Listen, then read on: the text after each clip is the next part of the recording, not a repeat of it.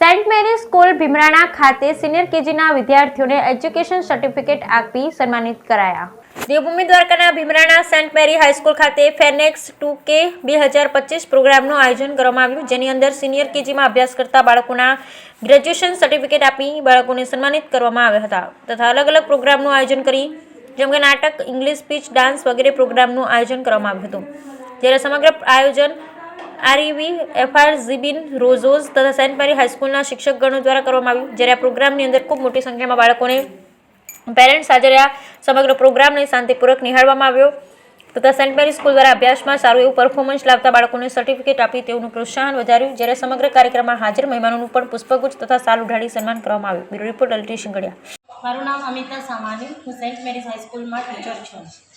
મારું નામ હંસા મહેશ્વરી, હું સેન્ટ મેરીમાં ટીચર છું।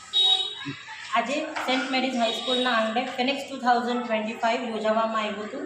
બાળકોએ બહુ જ સારી રજૂઆત કરેલી છે, સ્પીચ બોલેલી છે, ડાન્સ કરેલો છે અને ખૂબ જ સારી રીતના બધી જ વસ્તુ પ્રસ્તુત કરેલી છે।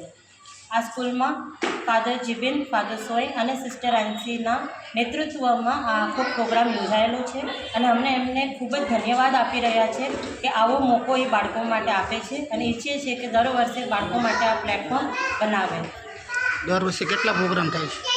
દર વર્ષે આવી રીતના 2 થી 3 તો થાય જ છે। સ્પોર્ટ્સ ડે, પછી આ ફિનિક્સ 2025 અને ઘણા બધા પ્રોગ્રામ્સ થાય છે।